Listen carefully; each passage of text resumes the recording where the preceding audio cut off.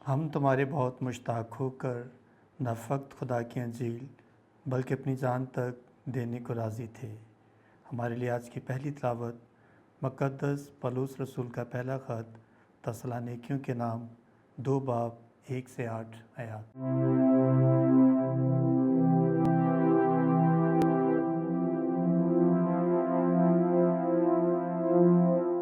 آئے بھائیو، تم تو آپ جانتے ہو کہ ہمارا دخل تم میں بے فائدہ نہ ہوا، بلکہ جب ہم نے پہلے فلیپی میں بڑا دکھ اور رسوائی اٹھائی جیسا تم جانتے ہو، تو اپنے خدا میں ہمیں یہ دلیری حاصل ہوئی کہ خدا کی انجیل پوری جان فشانی سے تم میں سنائی، کیونکہ ہمارا وقت گمراہی اور ناپاکی اور دغا بازی سے نہ تھا، بلکہ جیسا خدا نے ہم کو قبول کر کے انجیل کا امانت دار کیا ویسا ہی ہم بیان کرتے ہیں، اور آدمیوں کو خوش کرنے کے لیے نہیں بلکہ خدا کو جو ہمارے دل آزماتا ہے، کیونکہ ہم ہرگز خوش آمد کی بات نہیں کرتے تھے جیسا کہ تم جانتے ہو، اور نہ لالچ کا بہانہ کرتے تھے۔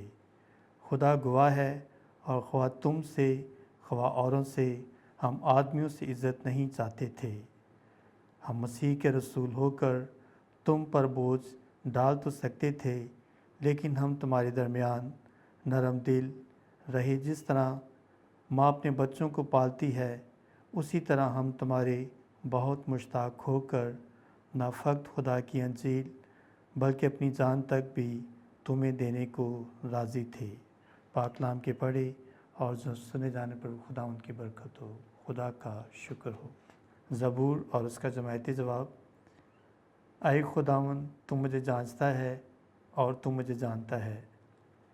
اے خداوند، تو مجھے جانچتا ہے اور تو جانتا ہے۔ تو میرا اٹھنا بیٹھنا جانتا ہے، تو میرے خیالات کو دور سے سمجھ لیتا ہے۔ جماعتی جواب۔ اے خداوند، تو مجھے جانچتا ہے اور تو مجھے جانتا ہے۔ تو میرا چلنا اور لیٹنا پرکھتا ہے اور میری سب راہوں سے واقف ہے۔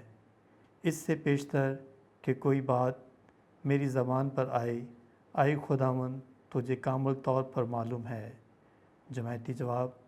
اے خداوند، تو مجھے جانچتا ہے اور تو مجھے جانتا ہے۔ پیچھے سے اور سامنے سے تو مجھے گھیرے ہوئے ہے، اور تو اپنا ہاتھ مجھ پر رکھتا ہے۔ یہ معرفت میرے لیے نہایت عجیب ہے، یہ بلند و بالا ہے اور میری سمجھ سے باہر ہے۔